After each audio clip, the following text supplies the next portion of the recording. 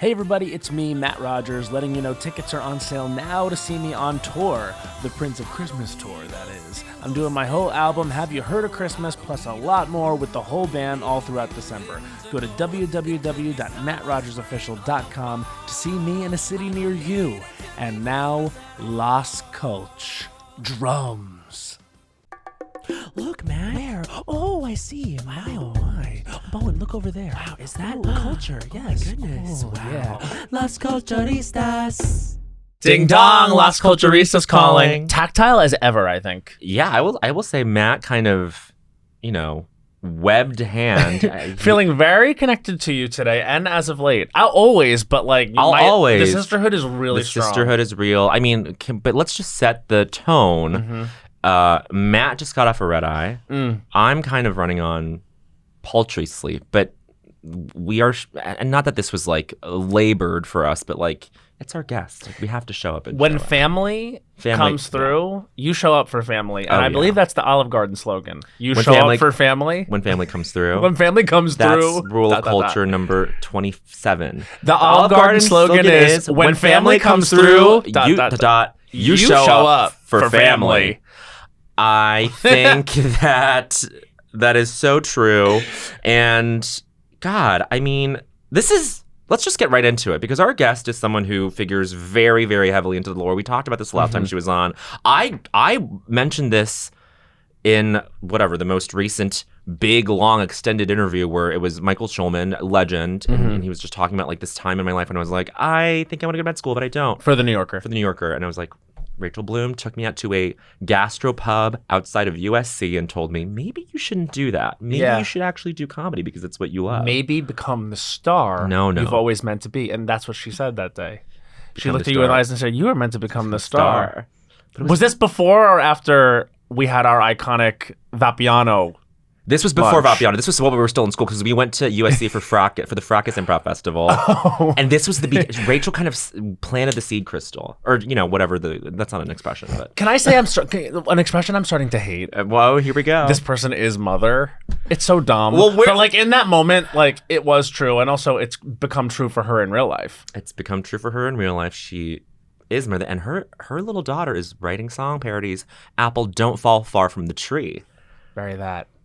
There's a song called Spooky Scary Skeletons, and now speak on that. Well, now this little girl, literally little girl wrote a song parody called Poopy Little Skeletons. Poopy Her mother's daughter, let me tell you, already blue as fuck. Her father's daughter, Dan Gregor, don't forget the legend. I mean, what is there to say about our guest? She is true. Oh my God! Were you at Showtune Sunday on Fire in the Pines this summer when they were playing? Oh my God! Yes. Let's generalize about men. Constantly gets played. Everyone off book on Let's Generalize About Men. No. Do you know that? No. This is really. I mean, it's a huge honor. And honestly, you know what else was great about it? I'm sitting there watching it, and not for 1 second did I think oh my God, that's our friend up there. I'm like, yo, that's just an iconic video that should be up there. I was like, that's. And then later, I was like, that's Rachel. That's Rachel. That's an Emmy, Golden Globe winning star of our hearts, an American treasure. The best award though is the TCA individual achievement in comedy, and I know that you know. Because that's a really hard one to get. Ungendered. They only give it to one person. It's ungendered, and they only give it to one person. They only give it to one person. She has a fantastic special coming out on Netflix. Yes. Death, Let Me Do My Special, October 15th. Please watch. Everyone, please welcome Rachel Bloom! In shades. Okay, so I'm wearing sunglasses because I forgot there was an on-camera portion. Because we didn't tell you. We didn't remind you. No. But so anyway, I am wearing very little makeup. At some point, I'll take the shades off. But I went, well, I want people to be impressed, right? Because you've had all these famous, fancy, done-up glam people on. What does that make you? I just wanted to look like I just stepped out of a convertible and took a scarf off of my head. What's crazy is you were coming up the stairs and I was like, and I had my breath taken away. So you coming up. Yeah. Oh, what are you talking about? I don't ever lie. That makes me very, we have so much to get into because as you recall, we recorded it. So last time I was on Las Culturistas was 7.5 years ago in the apartment of whoever. It was the sound engineer's apartment on Atlantic Avenue. Right. It was another era. Another era. Sure was. I got in there. I was hungry. I made him feed me. Yes. Oh my God. And which is why I brought my Starbucks egg bites this time. Kale and spinach. So I wouldn't make anyone feed me. But I'm laughing because you just talked about the TCA award, and that's exactly what you talked about 7.5 years ago. True. You went. So at the time I hadn't had the Emmy yet, but you were like, you won the Golden Globe. You're like, she's Golden Globe, and you're like, and the TCA award, which is actually my favorite. And then you do like 5 to 10 minutes on why the TCA is the best award in the same almost exact wording of now, and you're still correct. Yeah, no, I know. That's probably the one you look at on the shelf of awards and think. Actually, I was cleaning my shelf and it just dropped, and it's made of pure glass. It didn't break, thank God. But I was like, I need to move this award. This is going to be a problem. Closer to the floor. Yeah. Yeah. I mean, so are you saying? Well, this is so Rachel comes in and goes, I have notes on the last time I was here on the show, and I am gripped with fear. No, it's all great. It's all wonderful. Well, wait, first of all, though, sorry, I have a lot. Talking about my daughter, I feel like you'll appreciate this. Please. I'll show you the video, but I feel like I should put it in the mic. Yes. So our nanny, who's a drag race fan, has, while I've been gone, is training my daughter on her what's going to be her workroom entrance catchphrase. We have to know. It takes training. Anyway, it do take training. I got sent this video. Wait, do it in the mic so they can hear. Yeah, okay. Action. I came here to drink juice and it's spilled tea, but I already finished my juice, honey. I came here to drink juice and spill tea, but I already finished my juice, honey. That's winner. Drink juice and spill tea is the title of That's unreal. It's really good. Unbelievable. She's a writer. Was she coached? Well, yeah. So our nanny. You're saying she didn't come up with that? Yes, no, she definitely didn't. She doesn't know what she's doing. Was she coached? She's very clearly off. I'll show you after this. Like, she very clearly off camera. Someone's being like, yeah. Well, she do have nerve. It's. But she hasn't watched Drag Race yet. Your daughter. When I was breastfeeding, I watched nonstop Drag Race. Talk about this idea, because I really, really think that if I were to have a child, I would be totally in on this. Like, you wanted Space Jam to be the first thing that she listened to as she came in, as she entered this planet. Yeah. Do you feel like osmotically this is the idea? Like, you want to just like download into her all these different things? I think that they hear stuff in the womb. Mm-hmm. There's evidence that babies, they spend 9.5, 10 months hearing this, especially the vibrations of their mother's voice and like whoever they're around. Yeah. And so they kind of come out knowing the voice is familiar to them. Yes. But it's not like you're not doing that, and maybe you are, but is it like it's the Mozart thing? It's like, oh, play classical music. There definitely was a little bit of, as I was breastfeeding her, watching nonstop Drag Race. Also, it was lockdown, so I had nothing else going on, and I was a little sad because it was a very intense time. Yeah. So I binged all of the Drag Races that I hadn't watched before. There's a lot of them. Pretty joyful.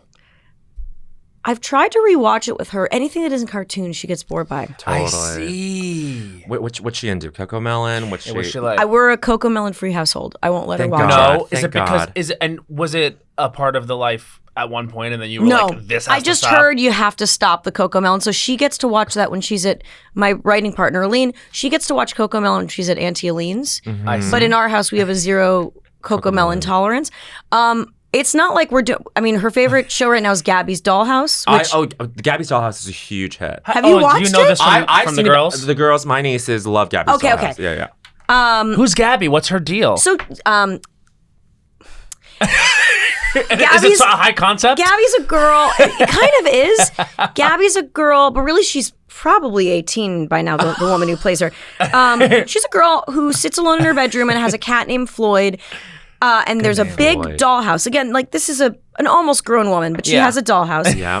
And she's trouble. And every episode, like, she'll be like, it's Floyd's birthday, or every episode there's like a ramp in her room where a gift comes down on. Sorry. Keep going. Keep going. I'm sorry. The gifts come out of the ramp. So there's a little ramp. The gifts come down on wheels, and then she goes, it's a dollhouse surprise. And then so it's like also an unboxing video because then she opens it and it's a little teeny thing. She goes, oh my gosh, it's a backpack. We're going camping in the dollhouse. Yeah. And then she goes, it's time to get tiny. And then she grabs a stuffed animal. She goes, pinch on my left, pinch on my right. Grab Pandy's hand and hold on tight. And then she shrinks down into the dollhouse and suddenly it's an animated show. Oh, so it's Supernatural. I thought you meant the show Supernatural that was on the CW. No, I never mean that. I almost never mean that. It's Supernatural. There's this amazing Reddit group called what? That was my Siri. I'm sorry. Wait, was my Siri or your Siri just went off. Also, do you have a male Siri? That's the default now, which let's talk about that later, but keep going. Interesting. I'm sorry, we are going to gender Siri. Yeah, I want She's Siri a woman. Okay, keep going. Wow. You believe Siri's a woman, and I'm not saying like in terms of like a dynamic, it's a like subservient a Fox News rant suddenly. Siri is a woman. She has a vagina. These gay men fallopian tubes. I could get her pregnant with my cum right now. They're trying to put men in roles of servitude. I don't want to fuck man Siri. I'm not going to ask man Siri how to get me to Panera. Siri's a woman. Oh my God. Damn it. Point me to my bread, woman. Point me in the direction of my bread, you faceless woman. You cis woman. Yeah, faceless cis woman. Vagina having woman. Anyway. Cis. I'm sorry. Wait, how do we get so Gabby? So Gabby shrinks down. It's like Supernatural. I just sang along. I didn't even. You did. You got the right note. If there's a group song, I'm like, okay. Yeah. You catch the last you can match pitch. Although I did that fucking TikTok thing. The do. Oh yeah, that's a trick. That doesn't make sense because you have to go off key. You do. It's weird, and also, so this is another thing. I saw this gay guy do it, and he was like do, and he was like do, and he goes, oh, do I have to? And he goes do, and then it worked. Yeah. So it's an octave specific thing. So then that's why See, it took me a minute to even get dough. Yeah. But also I think you have to be on a specific pitch for their dough. It wants men to sound like men and women to sound like women. Like Siri. That's the truth. We're not coming back from this Siri I can't believe I insisted that Siri was no, because I honestly though that's gonna be #1 article on Deadline tomorrow. Totally. That's the poll. Bowen Yang demands Siri be a Apple cis woman. Do better. Do better, Apple. Tim. Siri is a woman, and you took a job away from a woman. And isn't it hard enough? Isn't it hard enough in this town? It is. Which town? Any town. Any town, USA. Any town. I don't know why they would change Siri from woman to a man, because that means you have to now pay Siri more. Right.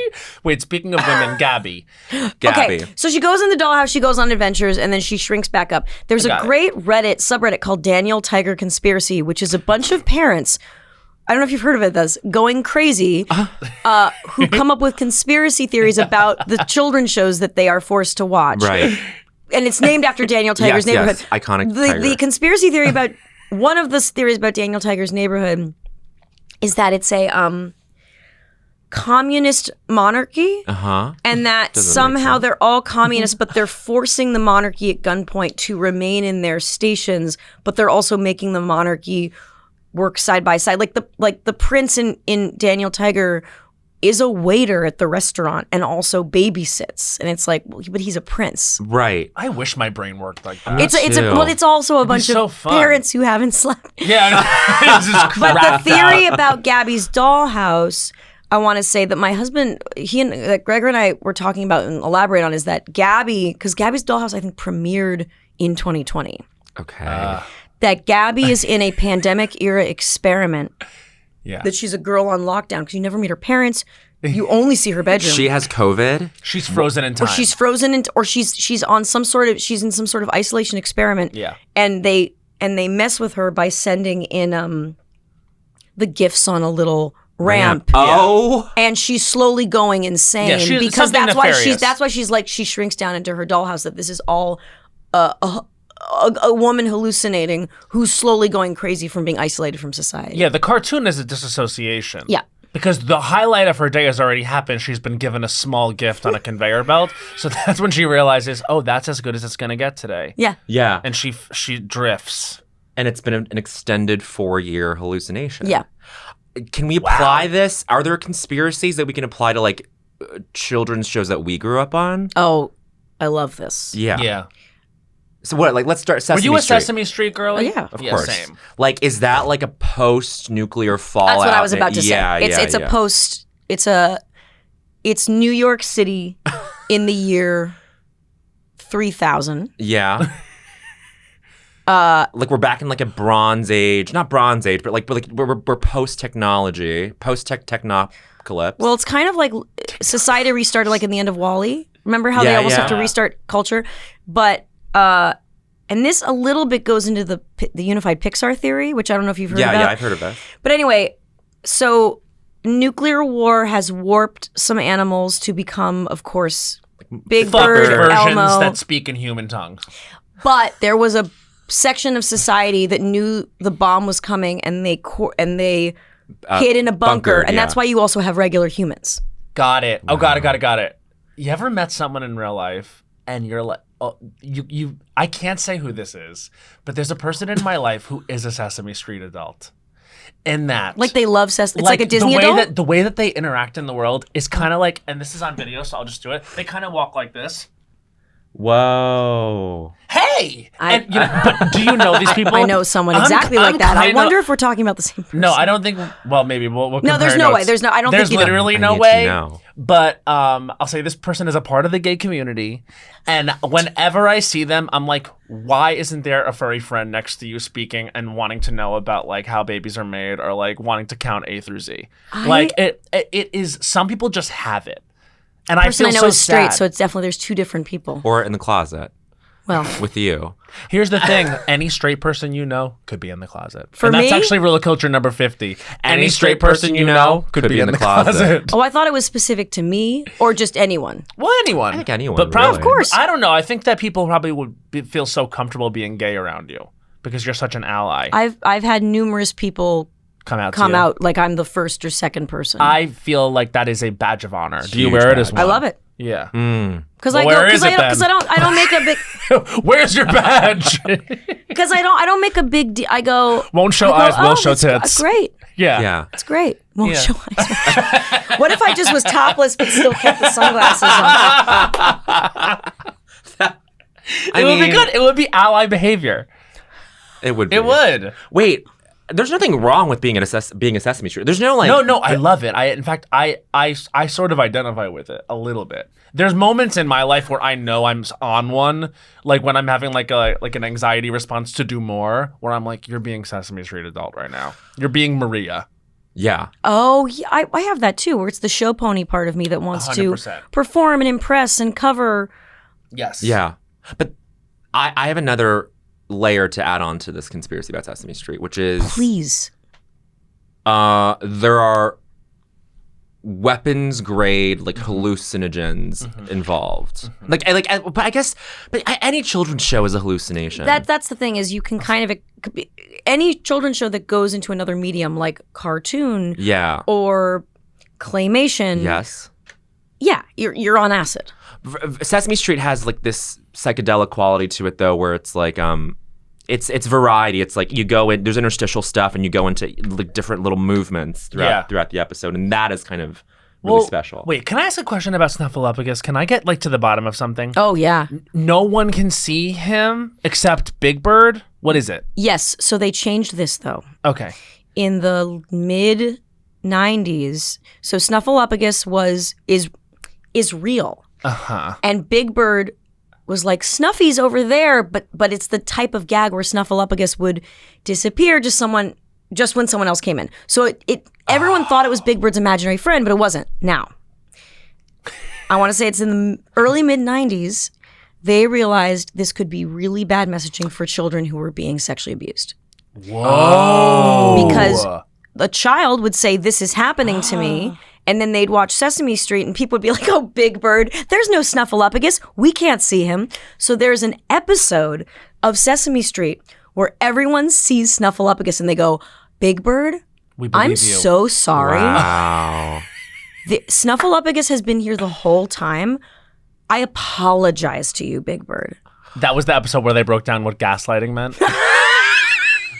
This is a very special episode on gaslighting. Period. I love you pointing out that it's your favorite word. It has become America's favorite word. Yeah. It's everywhere. It's everywhere. It's the words gaslight and narcissist have taken over. I've been using those words for 15 years, and now everyone's using them. And they're not wrong. Yeah, you've been using them since college? I wonder why. Oh, God. Well, can I just say, the person who taught me what gaslighting was, the word, was our friend Mike Spence. Really? It's a very NYU comedy group word. It's a film thing too because of the movie the movie Gaslight. Yeah, okay. of course. Yeah. Really? But I'm just saying, Makes sense. Around, I feel like we've known about the word. The three of us have known about the word gaslight because we had the privilege / dishonor of going to NYU and being in the comedy groups. Yes. You know what I mean? Yes. So, And can I say something? I want to correct the record. I have love for all of those people. I have love for 95% of those people, and So this can connect to your notes from the episode, but we talked about the wedding that was thrown for us. Yes. And I want to say, as shitty and annoying as that was, and in retrospect, No you'd be one's like, the best that wouldn't version. happen. Yeah. We're not butthurt about it today. No, we're not that was traumatic. it's just an important part of the lore of our friendship. Yes. That's I all. do also want to. That person, shortly after that episode came out, did reach out to me and say that they were hurt by my dismissive tone, and especially because I wasn't there at the wedding. So I was being catty. It wasn't. No, we I've were all apologized, being a little but catty. I'll apologize again 7.5 years later. I was just being catty. I was tired. And you hadn't eaten. I hadn't eaten. Was it avocado toast that was made for you? Probably. Yeah, I think it was. I think I remember that. No, I wouldn't have made someone chop up an avocado, Certainly smash there was- the avocado. I think it was Maybe just not toast. that. There was I think it was toast just involved. toast. It was Yes, it was toast. toast and maybe some butter on the toast. That sounds like me. Yeah. What are your notes on the episode from 7.5 years ago? I got a lot of thoughts. Okay. Oh boy. So this is, what was the title of the episode? The wedding. The wedding. That's literally the title of The the wedding with Rachel Bloom. This is an episode that I guess we did in 2017. It is. Hold on, let me put it up. Also, I'm gonna be. I'm still recovering from a cold. This is not cocaine. No problem. It could. If it was, no problem. Sometimes, I guess so. I mean, it looks like it is cocaine. With my sunglasses. Should I take off my sunglasses to prove it's not cocaine? It's not cocaine. Look at Can how I just white say the eyes it's are. just your eyes are so beautiful that to hide them I'll would keep be my so. eyes open. Yeah, now show your gorgeous face. Show that TCA winning face to America now. This episode is from April 12th, 2017. Wow. Jesus. Okay. Okay. What are your thoughts? Here's some notes. At 8:21, Bowen is working in an office with a floral campaign. Yeah. So I think you were graphic I was design. graphic designing One for Kings Lane. One Kings Lane e-commerce. So there was a floral campaign. God, this is so viscerally crazy. Now you got hired to write for SNL. What? 2018. Less than. So this is about a year after this episode happened. Yeah. Within a year, I totally switched jobs. So I think. So we talked about obviously me talking out of medical school. You must be even more glad now that you didn't go to medical Oh school. my God. Rachel. You can't go viral on medical school. I mean, I And guess that's you. I the guess goal. you can in the bad way. You can go can't go viral. viral. He could have yes. been he could have been like a fun Doctor Who lip synced. Yeah, totally. Because then you wouldn't even have to go out and get the scrubs. You would just be wearing them, and he could have done an incredible Christina Yang unbearable monologue from Grey's Anatomy. Totally. And I would have loved the pots and pans being banged for me. You know what I mean? Yeah, you would have loved that. Thank you! Imagine being a medical professional who was just like, thriving in that moment, being like, finally my time. They're finally recognizing what I do. oh, God. My friend did say a couple months after COVID, my friend who's a doctor was like, yeah, so a couple months ago we were all heroes and getting cookies, and now no one cares and we're sad. Oh, God. Terrible. Okay, continue. Okay. It was a First of different all, world. I had forgotten how much you both watched Crazy Ex-Girlfriend and really watched it. So I want to thank Love you Crazy Oh my for your Ex-Girlfriend. support. One of the great shows. You asked me, this is before season 3. You said, is Robert a thing in season 3? And I said, I can't say. Oh. So now I can answer, which is kind of. Yeah. Finally. That's a great answer, too. Because it kind of is. He yeah. It's this kind of secret that comes out, Yeah. and it's what Yeah. causes Josh Chan to turn on her. And That show was so great. And we'll talk about this as it relates to the special. But keep going. Well, here, I'll go back. There's something that relates to the special, but I'll go back to it. Okay. Throughout our conversation, I keep going hilarious instead of laughing. That's a very comedian thing. You don't comedians don't laugh. No, that's not something I do. I got it. Because You are a laugher, though. Aline Brosh McKenna does that, and I was around her so much. Yeah. She goes, hilarious. Instead of laughing sometimes. Hilarious. That's halfway to a laugh. Hilarious. I've heard that there is one showrunner whose iconic thing is to say, instead of laugh, she goes, "That's funny," and that's how you know it is the opposite of that. That's funny. Oh, it's like her way of turning down a joke. I'll tell you who it is later. Okay, great. It's not Aline. It's not Aline. No, Aline would never. Hilarious. You are such a laugher, though. I'm such a laugher, and so I listened to that, and I'm like, this is so weird. And I'm like, I was hanging around Aline so much. I think I was also really tired. Yeah, and hungry. So many. You pick things up in rooms with people that are the authorities. Like I remember, I picked up from Chris Kelly and Sarah Schneider the blank of it all. Mm-hmm. Like we're talking about the Carrie of it all. We're talking about the Brooke of it all. And then I started saying that all the time because it was just a catch-all, and it just happens. It's osmosis, a word you used earlier. Osmotically. Oh. Anyway. Maybe you should have been a doctor. No, that's really good. Yeah, it's a real medical term. If you went into medicine, what would have been your focus? I was going to be lazy and do orthopedics because it's not gory, bloody. I mean, it is gory, I guess, but it's like so it's just setting bones. Don't you have to do surgery? You don't necessarily have to be. You're just setting bones, and then you're like, oh, great, I made $400,000 this year or something like that. Okay, I'm actually really glad you didn't go to medical school because you have I don't very little. So I actually there was a part of me when I was younger that was dabbling with being a doctor because I loved blood and gore. Still do? Ever since I've become a parent, my tolerance, and it's not just in kids, my tolerance for all violence and blood and gore has gone down. My heart, and I say in the special, my heart has just been cracked open, and I'm lame now. No. You know what? It's the door has been open, and no matter how hard you try, you can't close it. So, and it's just like, but even I was watching the Menendez brothers thing on Netflix, and you see her hand get like shot off. I had to skip all the violence That's a crazy fucking scene. It's a really crazy scene, and it bothered me in a way that's. There's just something about having a kid suddenly, and maybe it's also because I've now lost a friend. The combination of that, suddenly gore and grief and loss is not something that's over there. It's very real. Yeah. And it destroys me. The second Avatar movie. Okay. Oh yeah. What are the whales called? The whales, yes, the whales. The Tokun. But that is crazy. So how do you know? Okay. Because I saw the film so many times. So this is how much being a parent is fucking me up. So the scene where they kill it's the Tokun? The Tokun. The scene where they kill Tokun and then she's a mother. Her baby is strong. Her baby is strong and then she goes, she was a singer of songs. She was a composer of songs. I kept thinking about the baby because you never see the dead baby. But it is dead. So when I got home, I couldn't stop thinking about it. I Googled Tokun dead. Baby dead or alive because I wanted to find some sort of Reddit or Quora thread where someone had a theory that the baby was alive. No. That's how much I can't read the news. You can't even theorize about it. It was a fact the baby did. The idea of like you've killed a mother and the baby whale also died because she didn't have the milk. This is a fictitious alien whale. I know. And I'm grieving. And it's all I could think about. It's I never could really do like horror, but then what's crazy is like it's the violence that bothers me. Yes, like I couldn't watch that scene in Menendez for that reason, and I kind of just like I've always been very sensitive to that. I'm documented on this podcast as being like really sensitive to gore and horror and stuff. But when people die in movies, it hurts my feelings. Yeah. And in a way where I'm like even if I'm writing something, I very rarely kill characters and like things that I write. Like even back in the day doing sketch comedy, I rarely had people die because I just think it's sad.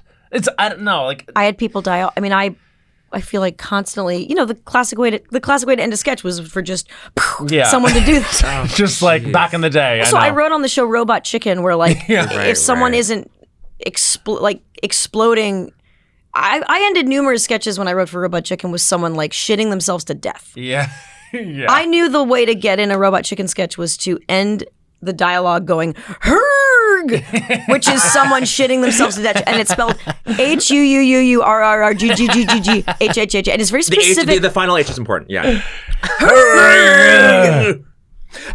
You say this in the special, which is that like you see now that all children are fragile, and therefore, but then I think that is like. The bigger idea there is like everything is fragile. Of course. And that's why you're like, Cocoon, dead or alive, like I need to know. It doesn't matter that it's a fictitious whale. It's like everything, even the imagined stuff is fragile. Yeah. And that's all it is. It's too, yes, you're absolutely right. And in fact, when I was a kid, kids are fucked up. Kids have a really fucked up sense of humor because when you're a kid, a lot of times you don't have much to lose. So it's like why teens make dead baby jokes. It's there's a hardness, there's a lightness, there's an I'm going to live forever, death and grief, and a lot of bad things are so far away. And it's just not, that's not who I am anymore. And it's weird because I used to have a really high tolerance for stuff. Well, even out of everyone that we did sketch with, you were like kind of known as the darkest one. You know what I mean? Like that was like, I mean, we did like that, we were never in the group together, but famously, like at the end of the year, all the seniors would get to do their own thing, and it was just they just read all your blackout lines and how blue they all were, like how dark and they all were. Like, wasn't that your bit? I remember that. Oh my god, I forgot that. Yeah, it was just like I remember that. It was like I'm a dark. That's half me being a dark person, also me cosplaying as a comedy. A guy in comedy, which we talked about 7.5 years ago. Yes. And I do want to get back to the notes. No. We talked a lot about our college comedy groups. Yeah. And it's interesting. I can't go into specifics, but in sharing my story, which was that I was, got caught in this love triangle and I was removed as director of Hammercats, I have since heard stories about other women in years behind me. Yes. When I thought the groups were better, going through other things. 100%. Not dissimilar to that. Yeah. And it's numerous stories. Yes. And I have some bones to pick. Not with you two, but I have some other bones to pick. Interesting. Off mic. Mm-hmm. Or not with us. You're saying not with us, but we would. No. You guys aren't the problem. Not with you two. I have bones to pick with various other people. Totally. Yeah. And I was inserting myself in that, being like, well, we would love to know off the mic, but I'll tell you off mic. We're not even privy to that information necessarily. No, I'll tell you off mic. Okay. I don't know. But I think it's interesting because that was 7 years ago, and I still, I wrote about it in my book. There's something that, I don't know, college is very formative. Like stuff that happens to you, your brain is still forming. I think your brain's not fully formed until you're 25 or something. Something like that. Then there's a reason these experiences mold you and shape you. Anyway, okay. Yeah, I think about the way I was back then, and I'm like, Jesus Christ. This is great. So this is so first of all, you were a week away from being on Who Wants to Be a Millionaire. Oh gosh, yeah. What ended up happening? I won $5,000. That's great. I've said my story. I think I knew this, but I'm sure you said it. I just wanted to. Well, I went out to Vegas with Sudi, who was my phone a friend.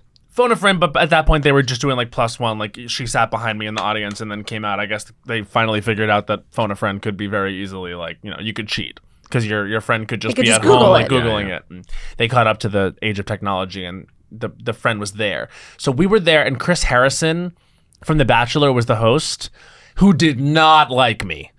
And I could tell. And he like did this thing where, so I got on a second episode because like we ran out of time, and then I had to come back out for the second episode, and I guess I messed up my entrance, and he didn't like that because I guess it was the end of the day. And so he wanted to go home, I guess. Shit, yeah. He did give a very, I'm over this, very tired energy. Like, he was doing the job, but, like, very, like, I'm half awake, and I'm Chris Harrison, which was kind of his whole thing anyway, which I think made him a good host of The Bachelor because no one was looking at him. They were looking at, like, the guy and then the girls, because whatever. Just a perfect vanilla host. And then when I did my entrance to come out the second time, I went to shake his hand, and he pulled my hand, and you can actually see in the video me like come off my feet a little bit because he was like trying to do like a male dominance, like don't mess around. What the fuck? Yeah, he was a jerk, total jerk. And I remember me and Sudi were we went to commercial break and he did the thing where it's like the host is talking while everyone claps and you go to commercial, and he literally did that thing of like, and now's the part where we pretend to talk. So what? So is that? Jesus. It was, you know what? Like, everyone's allowed to have a whatever day, but that was my experience. Yeah. Don't with be him. mean to condemn, because then you'll share it on here. Share it on a podcast. I'll say it on Las Cultch. I mean, I don't think it's like that. It's like that reporter who's now going back retrospectively and being like, "These are some of my worst interviews." Oh yeah. The one with Blake Lively. But then also there's like one with Anne Hathaway, and like, and I was like, "Oh, that's." Yeah. But do you blame him? No. Well, I don't know. do I blame them? Look, press junkets are They're exhausting. Look, press junkets are. Also, I got Gel X for the first time. I was gonna say those are fucking stun. Gorgeous. Show the camera. Yeah, I will say it's like also picking my nose is harrowing. That's okay. Just because I'll stab myself. Yeah, they're sharp. All right. I guess I can tweezer it. Press junkets Tell us about press. Press junkets are really. Have you ever done like a proper? Have you guys ever done like a proper for junket? Fire Island, Yeah. So you're in a room. You're in there, a same room for 3 hours. They bring people in. Yep. It's tiring. Yeah. You say the same shit over and over again. I think what's messed up is that it's for other people to notice these interviews and for them to go viral. Yeah, that's the internet. There's something a little messed up about the journalist exhuming it, because it's a little bit like there's a little bit of a therapist client confidentiality, because you're both in it together. You're both in the trenches together. I get it. I don't think it's cool. Yeah. It's juicy.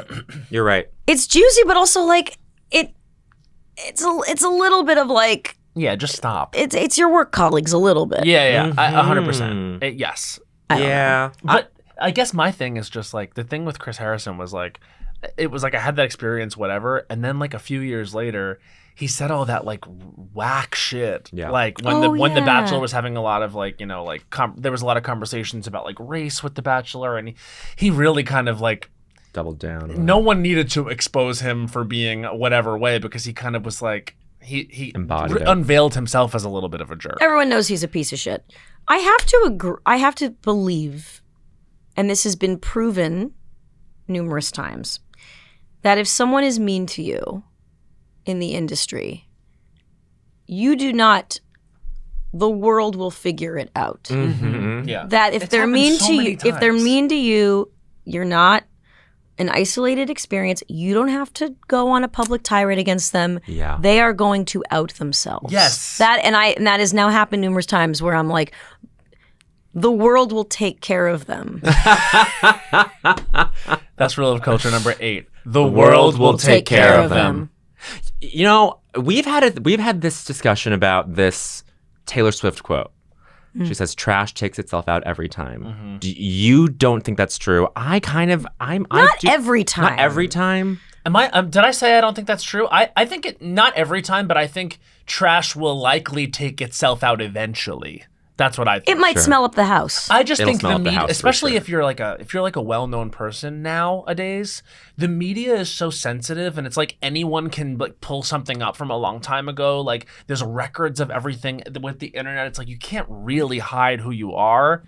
And especially now when everyone's on like an authenticity hunt. Yes. Because it's like that's what people get off on, and that's what people connect to. And so it's like, I almost think it's the reason why we're seeing this shift away from like the, you know, Diane Sawyer type interview and more towards the like Alex Cooper thing with Kamala Harris. Like it's everything is becoming a lot more casual, because I think people are attracted to it, but that casualness is going to cause people to therefore act very casual. And when someone acts casual like that, they're gonna show who they really are. Well, the access is just different. 30 years ago, if someone did an interview, you couldn't then rewatch that interview unless you taped it on a VHS. Yeah. Exactly. But now that interview is forever, so people can scrutinize. I'm not even talking about things that have happened to myself as much as just what happens. Yeah. Like, you can go and be like, wait a second, this is crazy. It's just the access to how people act at every moment is so, just the technology wasn't there 30 years ago. Like, growing up, like, my ideas, I'm sure your ideas of like, I want to be a star. Yes. What that meant was different. Yeah. Like, when I thought I want to be a star... and it came true in the words of Anne Hathaway. I would have... Sorry, it came true. Who was the lady who ran for the wrestler who went, all of the people? Wrestler. Melissa Leo. Melissa Leo.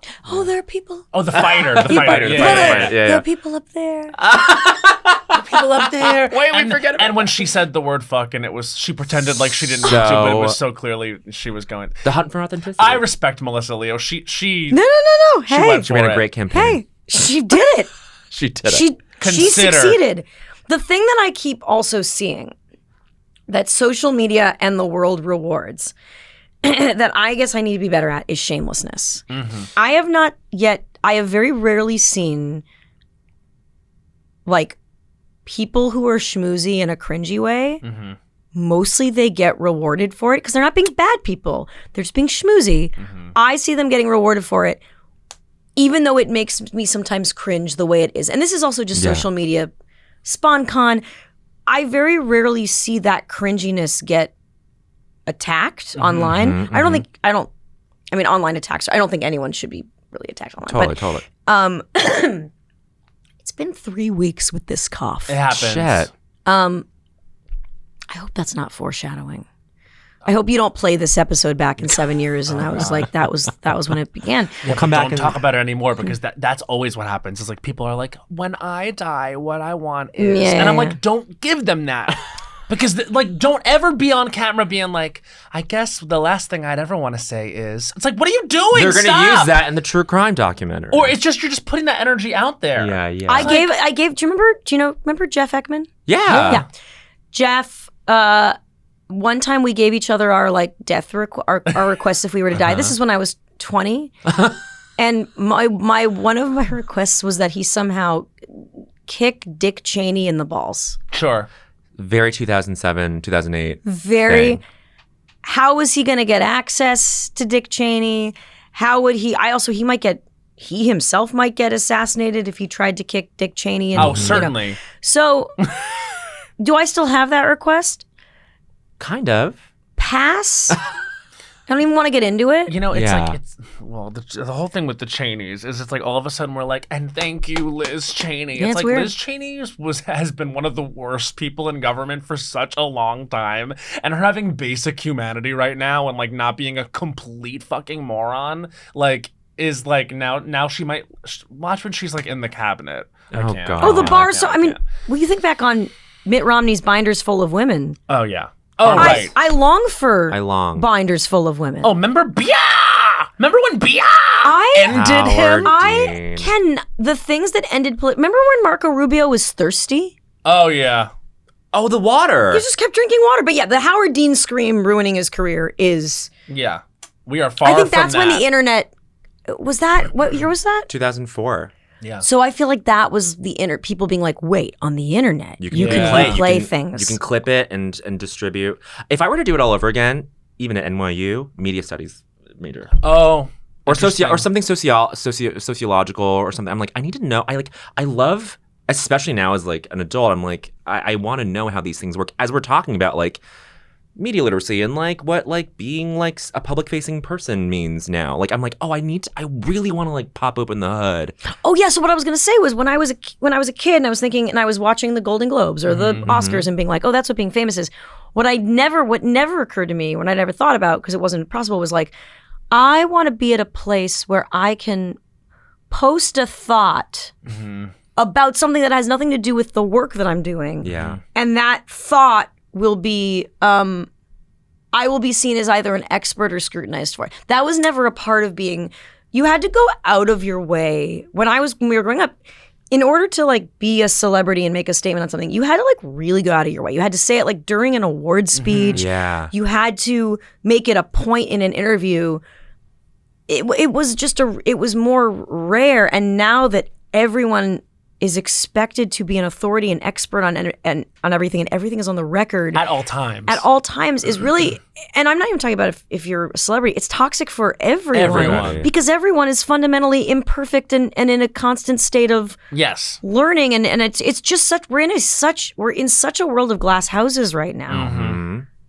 It's crazy. I mean, it's very weird. It's like you stand a certain way or you stand a certain place, and it's like a statement on things. You know what I mean? It's like God. It's like you know what I mean? Like it's silly, it's dumb. Like I also remember when this is 15 years ago. I remember when they asked child Justin Bieber about abortion. Yeah, it's crazy. And they were like, and he was like, I don't know, it seems sad. It's like killing a baby. And it was like Justin Bieber is anti-abortion. It's like he's a Canadian child. What do you? Don't know. Well, he's not an abortion. He's singing "Baby, Baby." He's not. What are you doing? I also think like when his song's about babies. Of course, he's gonna err on the side of pro baby. It's his meal ticket. And it's also Big Baby. It's Big Baby is out there, and he was a baby. He was a baby, and I just want to say, just to quickly put a point on this, period on this is never liked dead baby jokes, even as a teenager. Okay, let's keep. Yeah, I don't like dead baby jokes at all.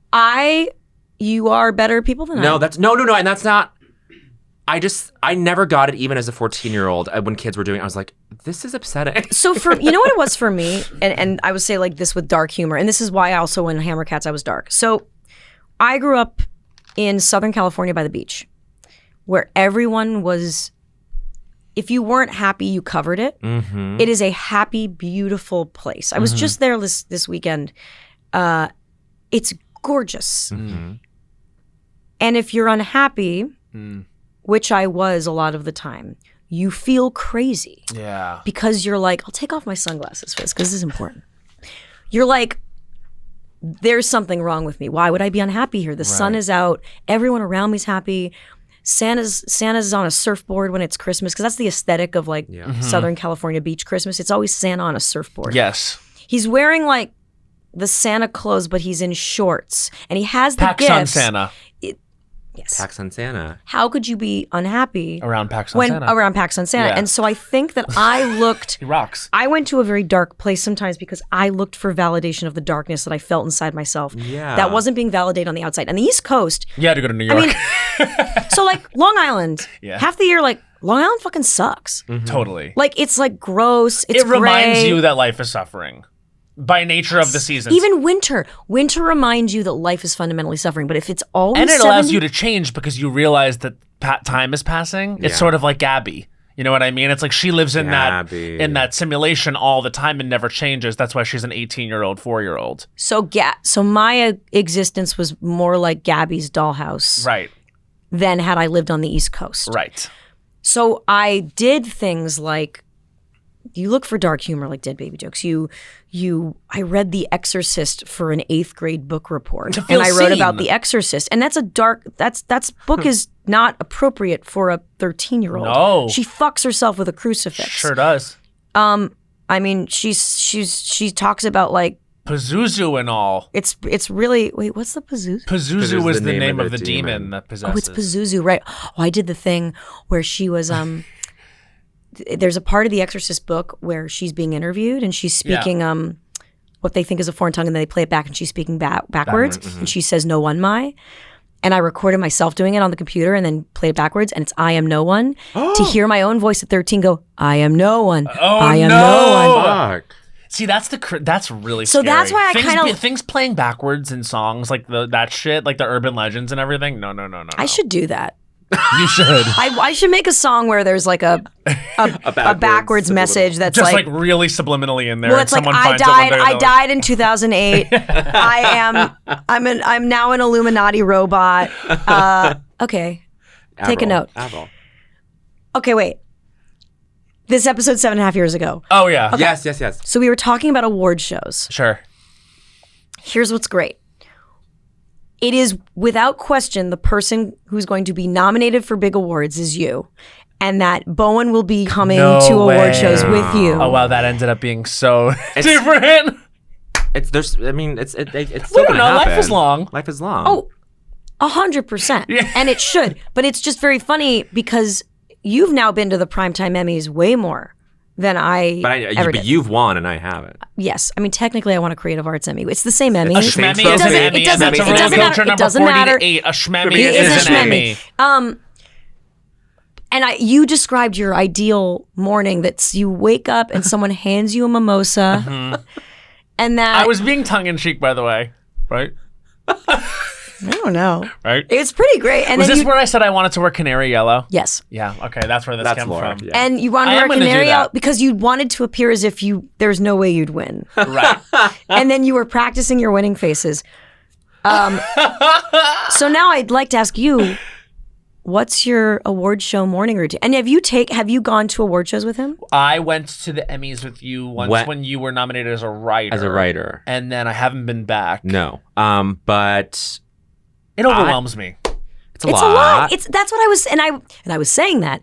It's a lot. And nothing else in life is a lot. And everyone around you also has the vibe of this is a lot. Yeah. No one really feels like they belong there. Yeah. Everyone else is like, I guess we're at the Emmys. Like I think that's one of the things too that's like so different about when you're little and you look up and you're like, wow, I want to be like a big star. Is like you think that there's going to be like a comfort and like an elusivity to the experience, and you're just like uncomfortable and like it's all a show. You know what I mean? Like you realize like that red carpet, you've waited for an hour to get on it around people who are like hungry and uncomfortable and with their publicists. Yes. You know what I mean? It's all, it sucks to say it's all fake because that sounds so rough, but it is constructed. Well, you're not seeing the part where you're waiting in line.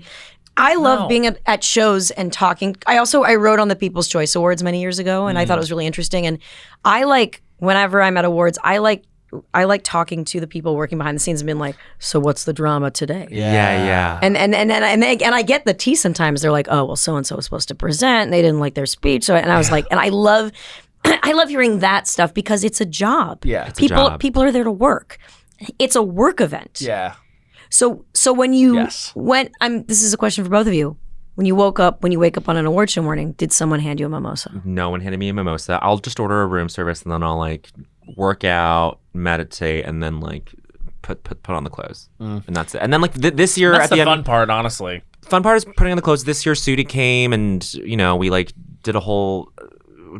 Just had a nice time taking a couple pictures. And then it becomes prom for like 20 minutes. Yes. And that's fun. And then once you arrive at the thing and you got to meet your publicist and they got to walk, and it's like then it becomes work, and then you're like, ooh, this is the curtain's been pulled back, literally Wizard of Oz style. Like, oh, this is not what I thought it would be. Yeah. And the whole night is about adjusting to that. And then as soon as you feel slightly like adjusted, then it ends. Although I will say I do think it's a mercy that the category that I've been nominated in the past 3 times has been top of show, and then the rest of the night I'm like, okay, well, we're drinking, like. Do you leave after your? I don't. I'm just like, I might as well stay. Like, who knows when I'll be back?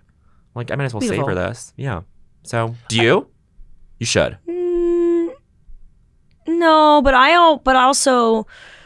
The times at the Emmys I was nominated, I think my category was towards the end. Oh, so I was always you're there. So then you're just nervous. Okay, let me ask you a question. So I had to do so much awards campaigning for Crazy X. Mm-hmm. I knew exactly when the Golden Globes nominations were coming out, when Emmy nominations, because I was the face of the show. I had to. Yeah. And every night I would get, before an award show nomination, it was the worst anxiety. I couldn't sleep. And the next time it happened, God willing, if it ever happens again, like,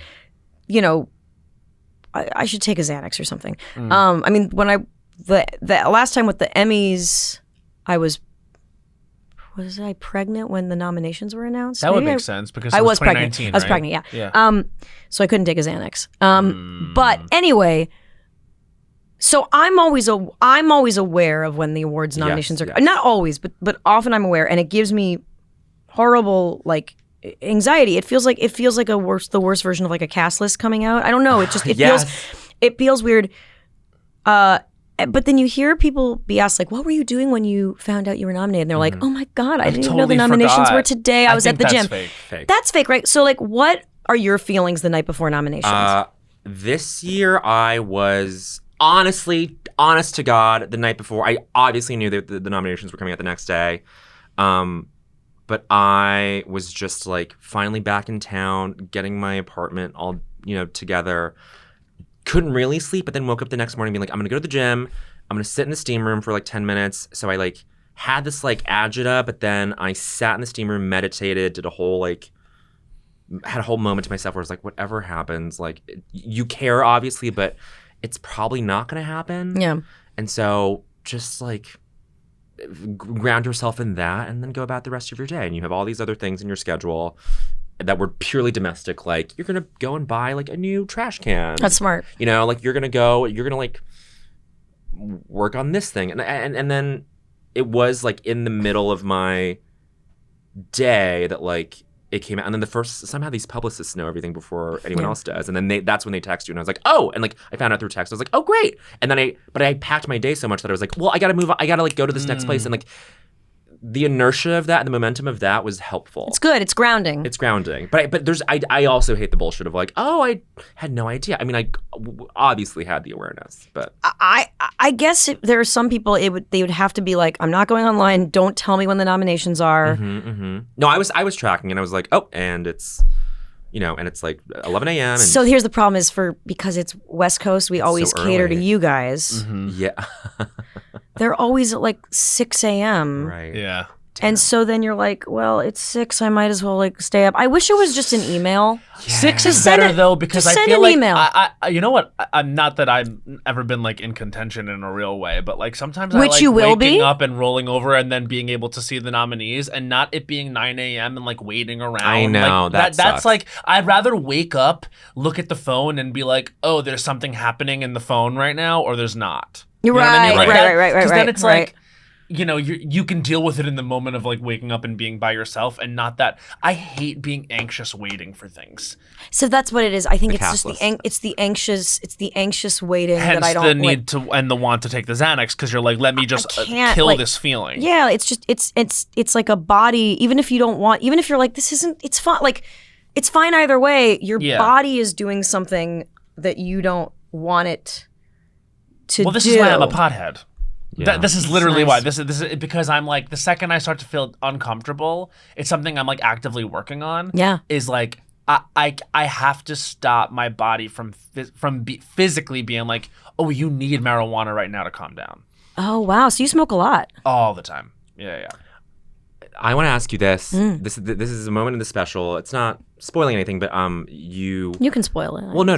Well, there's the moment that you find out, or like immediately after you find out that that your friend has passed away. Your psychiatrist tells you all you can do is feel. Yeah. And then you're like, and for some reason I grabbed a journal because that seems like, why is that the default? I like relate to this so much. It's like, why is the imagery of like feeling, of like emotional like access and like directness, like why is that so tied to like the idea of journaling? Because I have the same thought where I'm like, I guess I better write this down, even though it's never for posterity. I never look back on it. Yeah. Like, what is that? But that ended up being like an important element of that moment for you, right? Where you wrote something down. Well, I did, but then I gave up. I Yeah. mean, literally, I still have the notebook somewhere. It's like Adam died, and then and that's all I can write. I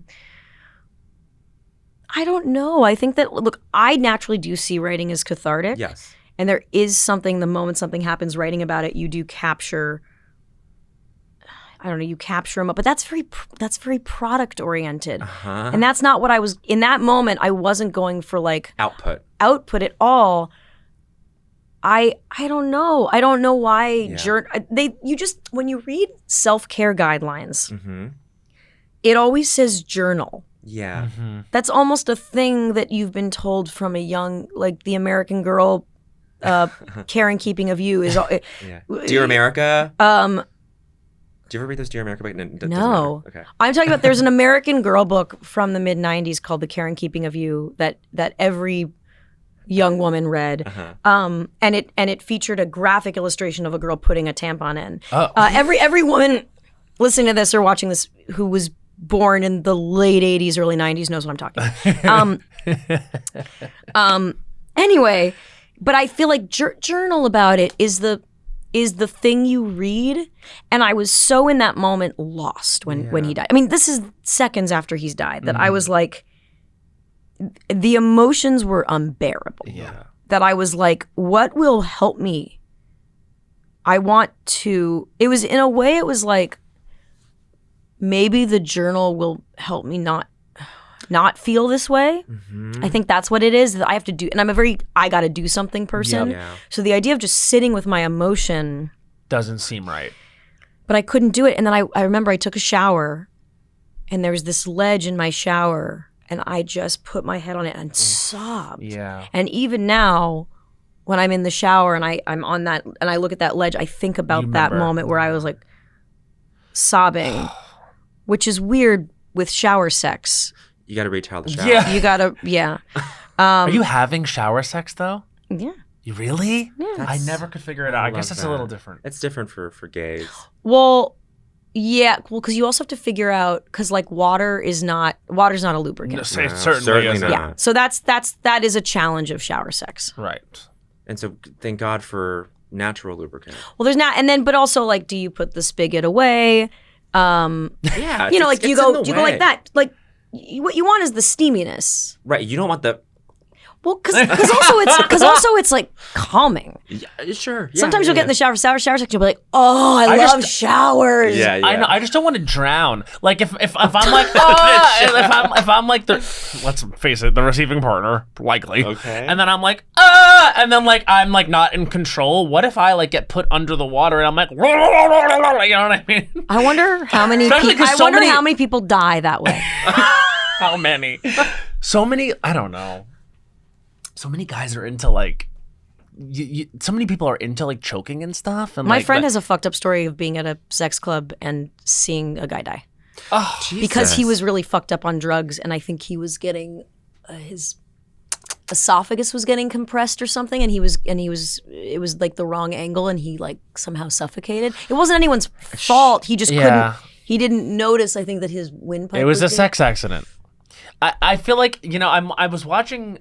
It's such a bummer story. No, but like I was watching your special, and then about 10, 15 minutes in, I think it really sank in that this was going to be really about death. Yeah. And I know I just said let's not talk about it on mic because don't give them that, but I have been like thinking about it more. I think because it occurred to me a few weeks ago that I should probably put like a will together because there's a certain amount of money now. Yeah.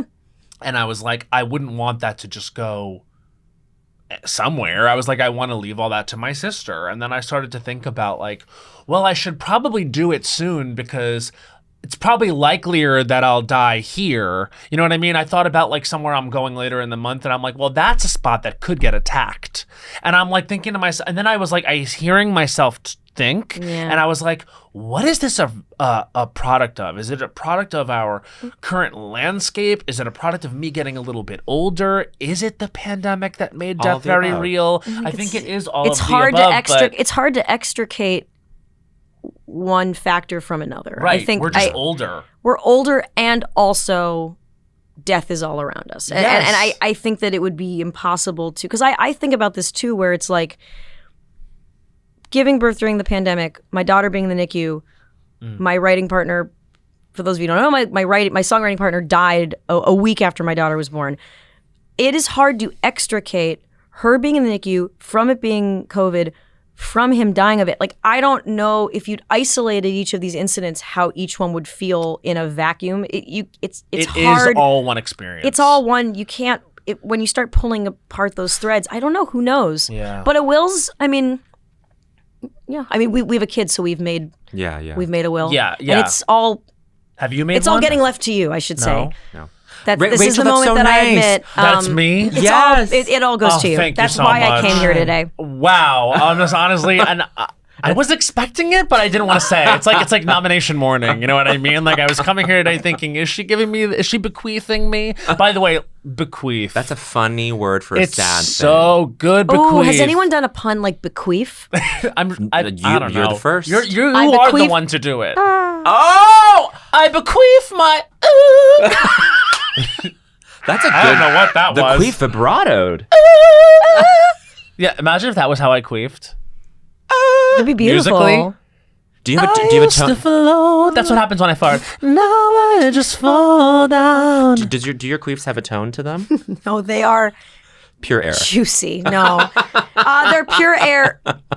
If I've just taken a bath, they sound like the world's nastiest diarrhea fart. Can I ask you a question? I love that sound. Because it's like. I know you'll answer this. Yeah. Squirting. I'm not a squirter. You never have? I have memories of being in, like, when I first started masturbating, of like squirting. I think it was pee. I think I had to pee, and I like masturbated 3 times in a row, and then the pee just got forced out. Because it hasn't happened since. It didn't feel, you remember how it felt? It felt like, I just peed myself. Yeah, it's crazy when you watch, because sometimes I do watch straight porn, and I will get into some squirting. Yeah. I watch squirting porn. I like it because the actresses are just like, it looks like, and then that's when I get upset. Like, sometimes I'm like, I wish that I could experience that. I know. Do you wish this? Whoa. I absolutely do. But I think it's fake. I don't think they're feeling So different. I try to look at squirting porn when it's very clearly water coming out of the urethra. Because there's a theory that it is just piss or whatever. I think it might be. So when it's very clearly a stream coming out of that second hole, I don't like it because I'm like, that's just peeing. Right. When it's like, there's something that happens sometimes during squirting porn where it just fucking gushes out and you can't tell where it's coming from. And it could be from the vagina. That's the squirting porn. That's the fantasy for me. When it's like when it's the stream coming out of the urethra, then it's not fantasy because it's like you're just pissing yourself. Yeah. Some people squirt. There's this theory that it comes from something called the Skene's gland. They've analyzed it, and like some of it is piss. The jury's still out on whether or not squirt is piss. And by the way, like, that's how far behind we are on studying a woman's body. I was gonna say, like, shouldn't we know this? We didn't know what the clit was. The clitoris is an iceberg. It's tip of the iceberg with all of these nerves that extend into like your vagina, your butthole. We didn't know about that until like.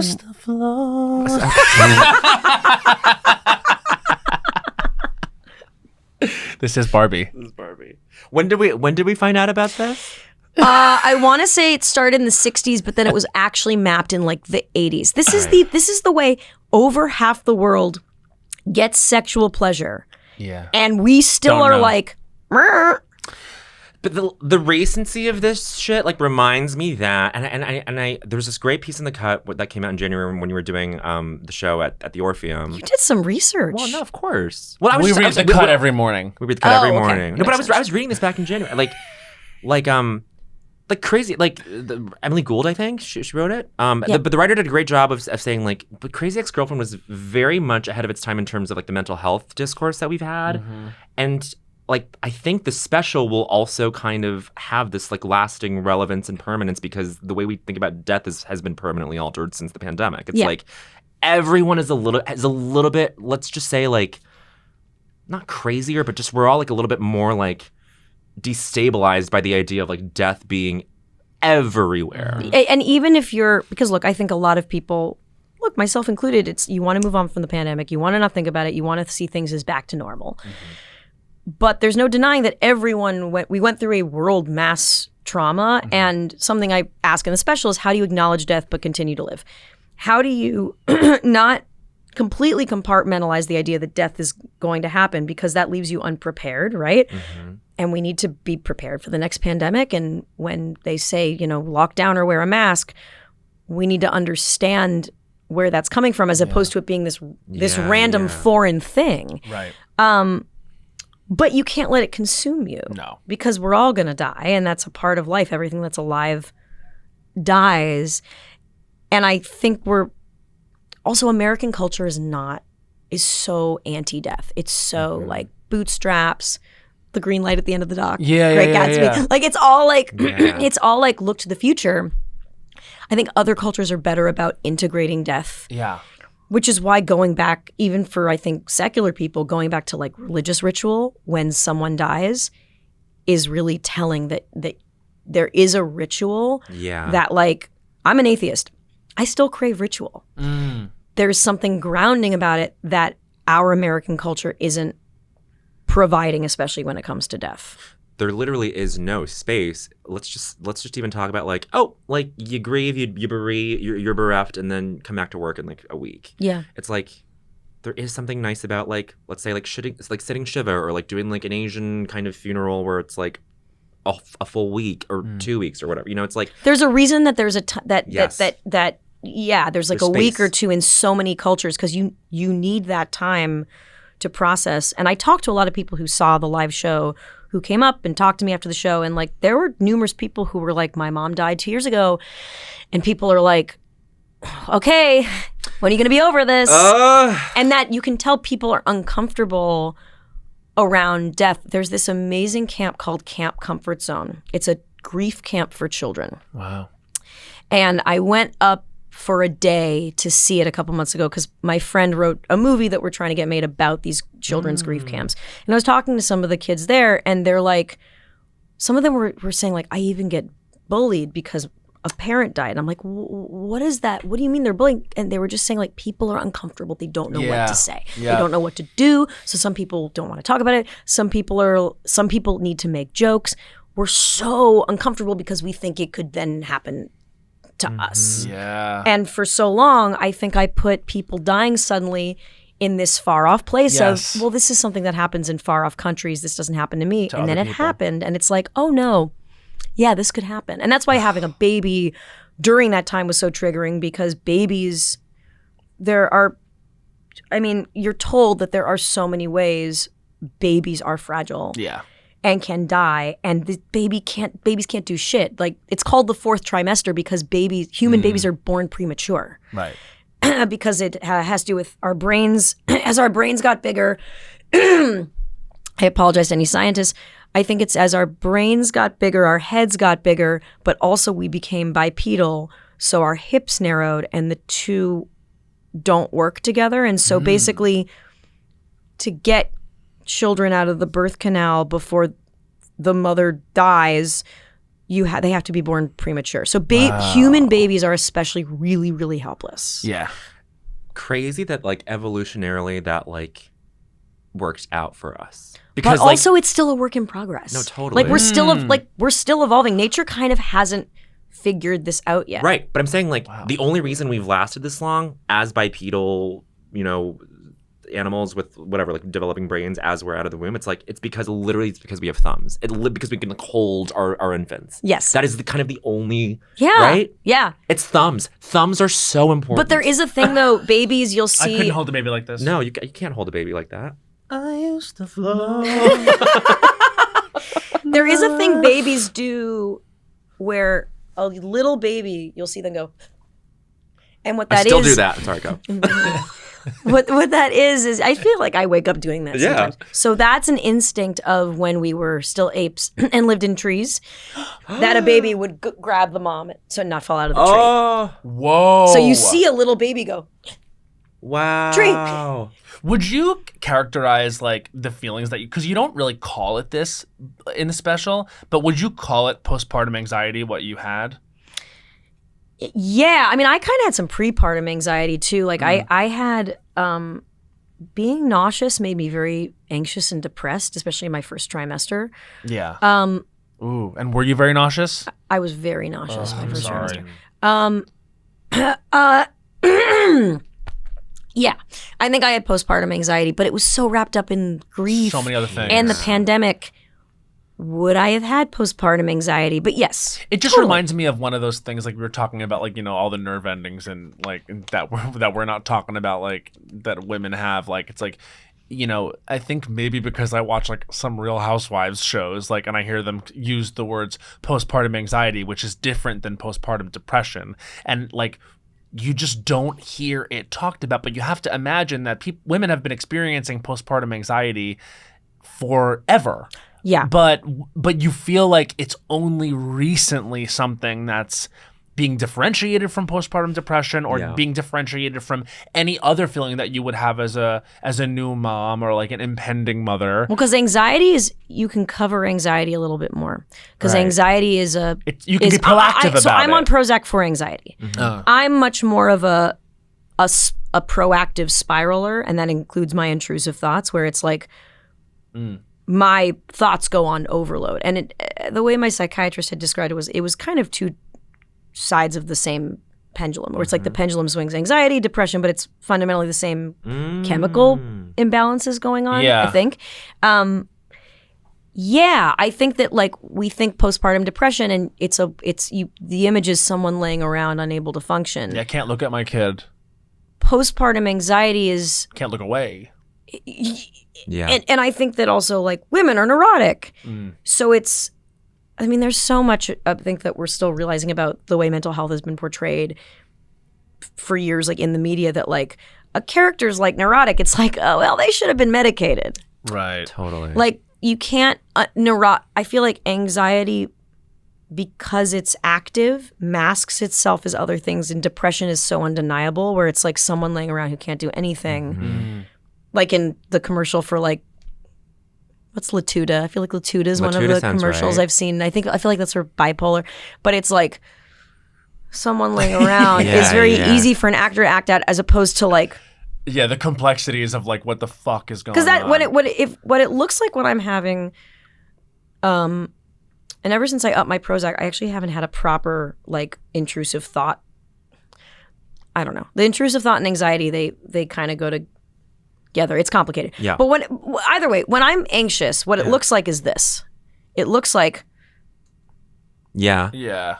Because I go into freeze, right? There's fight, flight, freeze. Yes. I go into freeze. I get this.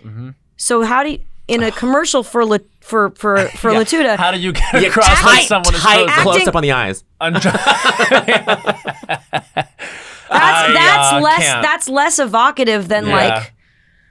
Yeah, then totally. like I used to love. Wait, Donnie, can we get a tight close on Rachel's eyes as she does? An anxiety, a neurosis. So this is what the ad should be. TCA. Give it to her for drama. Who won drama the year you won comedy? Do you know? You said it. I think it was Sarah Paulson. Oh, wow. I love that. Iconic. Okay. Have you guys ever met? I think once. You ever rub statues? Ew. Matthew. Well, on that note, like literally like a statue rubbing up against another statue. Barbie sex, doll sex. What is the TCA? What is it? Is it a little man? No, it's a glass. Oh yeah, it's a glass. It's the glass thing. You said because it almost broke. Well, men can be glass and women can be Siri. When Emmy is famously a woman. When I won the TCA, there was, I want to say it was a guy who wasn't even in the organization anymore. He was there. He was kind of groping me right in front of my husband. Shit. It was like a problem. And I was so afraid of like making him mad at me. I didn't do anything. Now I would be like, hey, no. Yeah. Like, yeah. But he was like, he kept trying to like ply me with more drinks, and he was like getting grabby with my waist. And Gregor was right there. Fuck. And he and I were both, it was so weird. We didn't know what to do because we were like laughing it off. Now I think I would have been like, yo, dude. Yeah. That was Why a weird do you think memory. now you would? Is it because you're a mom? I think now we're post Me Too. Yeah. God, that really was pre. And also Wow. Whoa. I was in my late 20s. No, I had just turned 30. I don't know. I'm older now, and I'm just like, and I think I also, everything seems so tenuous that first year or two of the show, where it's like, oh, if I get mad at someone, I'm going to ruin this. Right. Yeah. Now I'd be like, you know what? Me telling one guy to keep his hands off me is not going to ruin my career. In fact, he deserves to be called out, right? Yeah, we're in much more of a culture of like, that's not okay. Yeah. Yeah. But I'm still, you know what? There was a guy who came up to me after like my off-Broadway show, and he was like there with his son, and he like kissed me on the cheek. And I went, whoa! And I didn't know what to do because it wasn't gross and gropey. It was just weird. A little familiar. Yeah. And I went, a lot familiar. Okay. Yeah. And I didn't know what to say. I didn't say, how fucking dare you. I didn't know what to do. And then that guy came back, to his credit, and he went, hey, I realized the other day I kissed you on the cheek. That was weird. I'm sorry. He's like, my son pointed out that was weird. All right. But like, it's a lot harder. It's very easy to say, and this is a whole other thing about like sexual harassment. It's very easy to say, like, if someone touches you in a way, you say no. When you're actually in the moment and someone is so getting much harder, gropey or touching, it's really hard. We don't give anyone a template for being a denier or a rejector. Yeah. No. We don't practice saying no. Mm-hmm. We don't practice boundaries. We talk about it. Yeah. And it's a Instagram poetry, like, you go girl. It's like the no one, it's like if someone is in your space, tell them to get out of your space. Mm-hmm. How do you actually do that? Yeah. Right. We don't practice that enough. Yeah. There are almost no time. I mean, not to connect dots too much, but like it's this thing of like acknowledgement. Like we don't know how to acknowledge these very prevalent, whatever, these like facts of life about with like death or with like people being violatory or something. It's like, how do you to point it out is like the hardest part, and yet it is like the first thing that has to happen in order for anything to like be better. Does that make sense? Yeah, I know. I was also thinking about like now when someone is in a scandal or whatever, the way that they get out of it is like they just don't say anything, they make it go away. And which is the opposite of what we're taught as a kid, is to apologize. But I feel like not all apologies, but I feel like the more you say, even though we're taught to apologize, the more it makes things worse. Yeah. Sometimes, which is like such a fucked up weird lesson. Yeah. Oh. Not always. There are some good apologies. And a lot of the time it's when someone's apologizing for like a scandal, it's because they're also explaining it. They're not actually apologizing. They're giving it a very defensive explanation. I don't know. Totally. But like having a kid now, I think about this. Like, what do I tell her about personal boundaries? And I tell her, like, if someone hugs you, say, I don't want to be hugged right now. And she's very good about that. And I want to keep that into her teenage and adulthood, because she's not ashamed about saying, I don't want to give a hug right now. And like, keep that. Totally. Yeah, no, that's great. And she already drank her juice. Drinking juice and spilling tea. I already drank Drink juice and spill tea is title of that. It's great. I don't think so, honey, is now the segment that we're going to do, and also what I say to anyone who comes to me and wants to hug. Just kidding. I actually am a hugger. Oh, I'm a hugger too. I know. We're all huggers here. I need someone to hug me close. Oh. I don't think so, honey, is a segment. Do you have any? Were there any more notes on the last episode that you really wanted to hit before we do it? No. This is I talk about in the episode. I talk about talking to Adam. That I had been in town, I think, doing some press events with Adam. He really was the best. He was the best. And so I think we had just we did a thing at Lincoln Center, in that beautiful room that overlooks. Yes. What was it? We'd done like a Crazy X concert. Anyway, so listening to that, and that's, he's now gone, and being like, oh, but in that episode, he's alive. I know. Yeah. I think in the episode we also just talk about, I'm sure we went on about Fountains of Wayne and about his genius and about the show, obviously. I don't know if we did, but but noted. God. We have on the show. We've certainly talked about it on the show.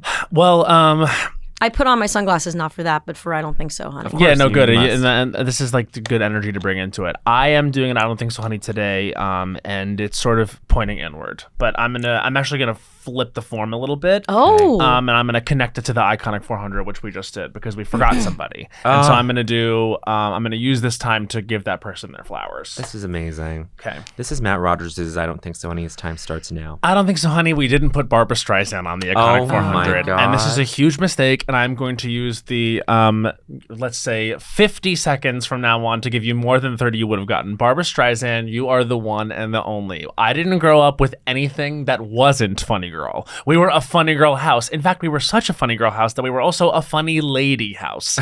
Now, here's the thing about Funny Lady. Not as good as Funny Girl, but if you really want to get into the FGCU, the Funny Girl Cinematic Universe, you have to watch Funny Lady, in which Fanny Bryce has another relationship that proves to be challenging. Because when you are Fanny Bryce, you have a lot of responsibilities, you have a lot of complexities, you have a lot to live up to, and you have these men in your life who are gonna not necessarily give you their best because they're not good with themselves. And Barbara, you nailed that. You nail it all the time. You are one of the greatest singers of all time. I can't believe it's only 5 seconds. Barbra Streisand, welcome to that kind of 400 in theory. I don't think so, honey, that we've got you the first time. And that's 1 minute. The Funny Girl Cinematic Universe. The FGCU. The FGCU. Oh my God. That is such an oversight. We forgot her. And that was crazy. Barbara, back in Brooklyn. Back in Brooklyn. Oh. That was one of the great concerts. Basudi and I went to go see Barbra Streisand at the Barclays Center. Oh, wow. And there was a moment, it was 2016, and she, of course, got political. And there was one woman, like 15 rows behind us, we already were in bed seats, the one woman in the entire Barclays Center at Barbra Streisand that was like, shut up! Shut up! Shut up! This one Trump woman screaming in the back. Like, what did you think was going to happen when you came to Barbra in Brooklyn, October 2016? I love people with weird. There's a bit that I've been wanting to do.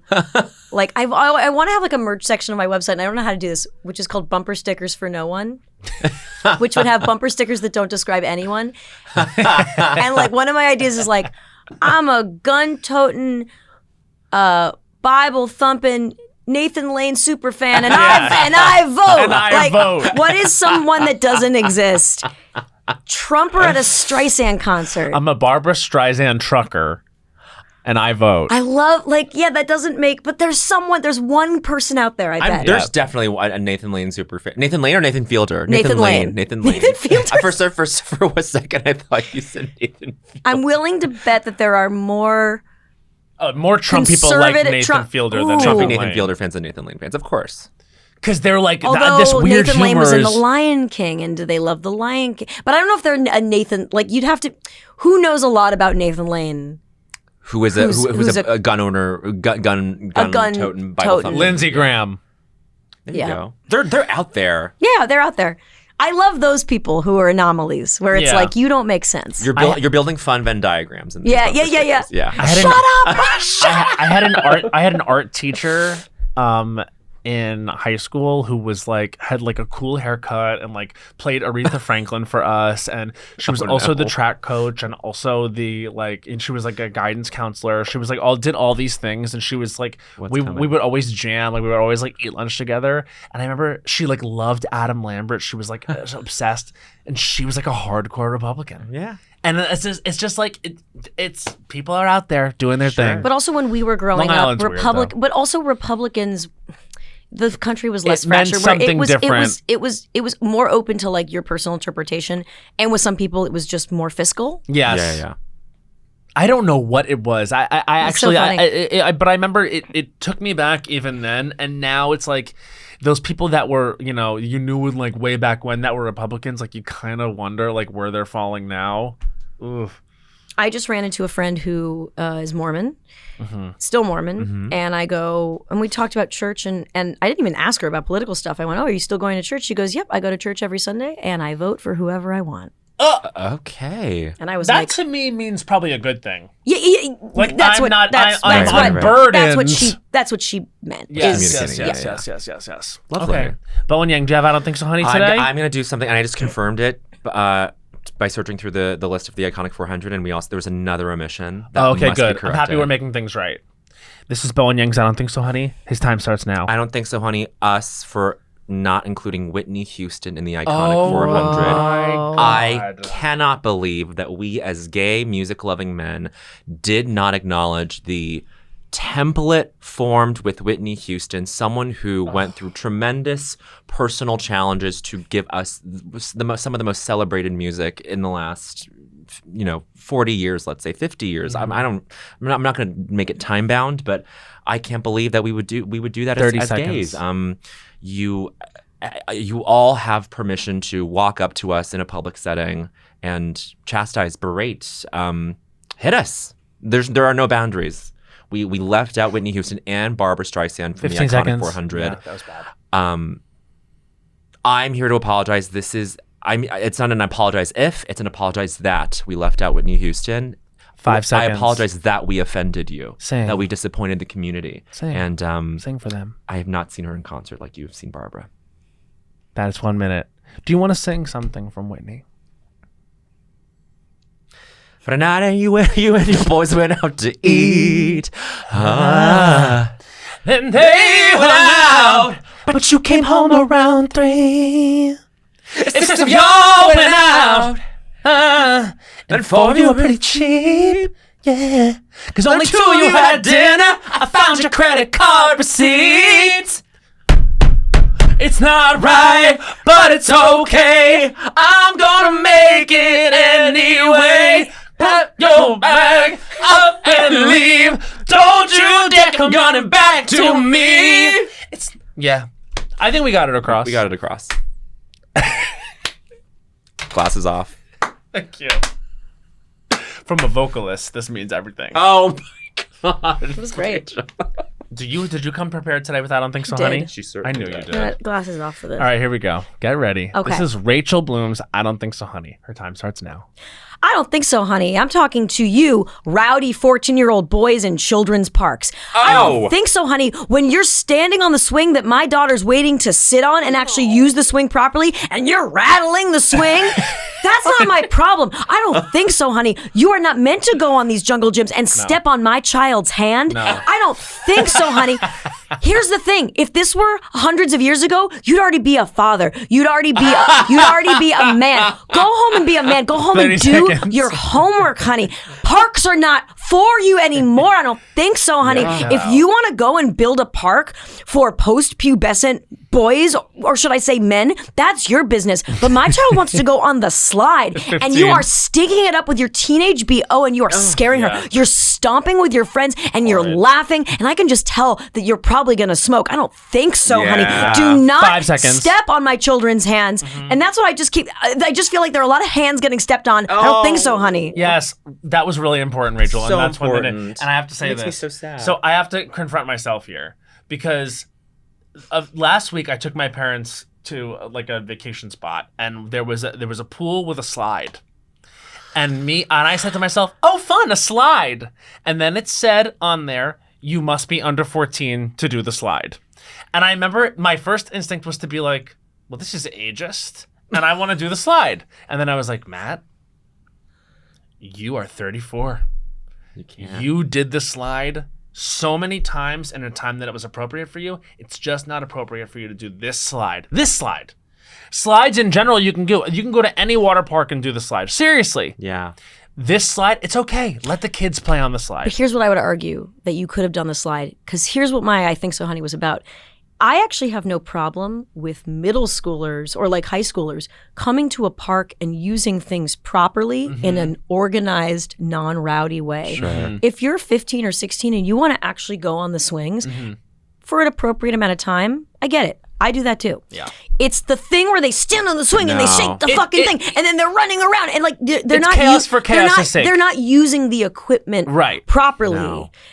You being on that slide is fine with me. Is It there wasn't with the resort. Totally. Is there a sort of do you feel compelled to speak to these teenagers? I'm not gonna get fucking Karen. No. Totally. Oh yeah, that's the the thing. Totally. And I was gonna ask, like, No, I just give them withering glances, and you know what? They don't notice, nor do they care. And you know who also doesn't seem to notice? My daughter. She doesn't care. Okay. I'm the only person caring. that's important. Even when her hand is stomped on. It happened when she was young. I don't think she remembers it. Oh. But like, I guess, God, what I would struggle with as a parent is be like, I want to yell at these other kids, but I know. can't. Yeah, it's hard. God, I mean, other kids are fucking rotten. I also don't want to get made fun of by middle schoolers again. I already went through that in middle school. I'm a little afraid of the withering things they'll say to me if I'm like, "Excuse me, my child wants to use the swings." We'll talk about no boundaries. Yeah. They'll just be like, "Shut up, fucking bitch!" Like they'll just and it's just And then like, oh my god. and then I'd start crying. Yeah, they'd be like, "You really just felt you could say that and just did." Yeah, exactly. Exactly. I don't want to have someone yell at me. Because that's the thing about middle school boys is that they'll just say They'll say something anything. really They don't give a vicious fucking shit. to harm you. Whereas like middle school girls will like they're starting to develop like passive aggressiveness and like social bullying, but middle school boys will just be like verbally Fuck violent. you. Yeah. But middle school girls are more like, "Okay, I'll get off the swing," and then like they'll be talking to each other and like looking your way, and you know they're being mean, but they still got off the swing. It's psychological as opposed to like visceral. Yeah.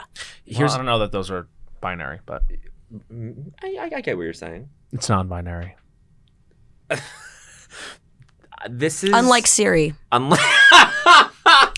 Fuck. Siri is a woman. Siri is a cis This woman Siri's cis. serving me.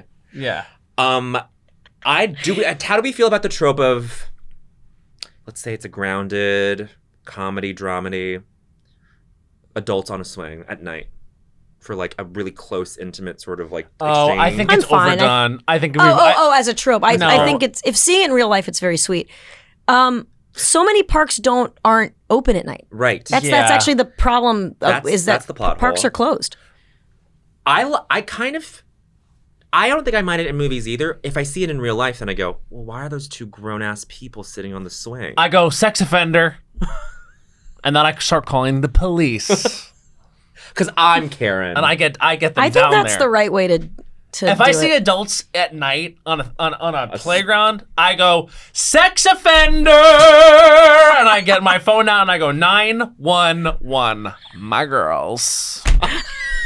My girl. Call me Karen. The 911 operators. I go, yes, Kamala.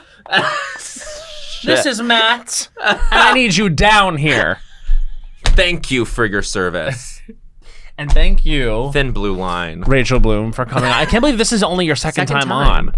In 7.5 years, we can't take this long a break again. Have me on every week. Honestly. I'll just sit here. I don't even need to say anything. I'll just. But you could. That would be helpful. I'll pretend to be like your backup pianist with no piano. Yes, you're a Paul Schaefer.